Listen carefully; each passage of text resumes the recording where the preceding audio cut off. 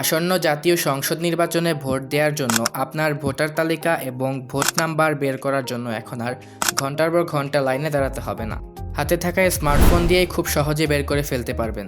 এর জন্য শুরুতেই আপনি আপনার ফোনের প্লে স্টোরে চলে আসবেন।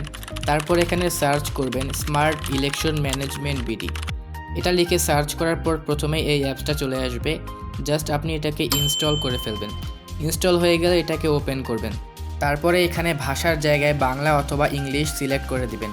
তারপরে এখানে দেখতে পাচ্ছেন লেখা আছে 13তম পার্লামেন্টারি ইলেকশন। এইখানে একবার ক্লিক করে দিবেন। তারপর এখানে নিচে ডান দিকে দেখতে পারবেন সার্চ অপশন আছে। এই সার্চ অপশনে একবার ক্লিক করে দিবেন। আপনি যার ভোটার তালিকা, ভোটার নাম্বার, ক্রমিক নাম্বার এবং ভোট কেন্দ্র বের করবেন তার এনআইডি কার্ডে যে নাম্বারটা রয়েছে সেই নাম্বারটা এখানে লিখে দিবেন। এনআইডি কার্ডের নাম্বার দেওয়ার পর আপনি এখানে এনআইডি অনুসারে জন্ম তারিখটি দিয়ে দিবেন। এনআইডি নাম্বার এবং জন্ম তারিখ দেওয়ার পরে আপনারা এখানে সার্চ দেখতে পারবেন। এখানে সার্চ করে দিবেন।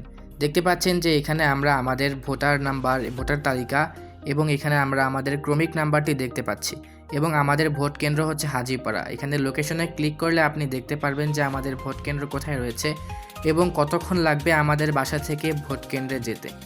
তো বন্ধুরা, এই ছিল আজকের ভিডিও। ভালো লাগলে অবশ্যই পেজটি ফলো করে দিবে।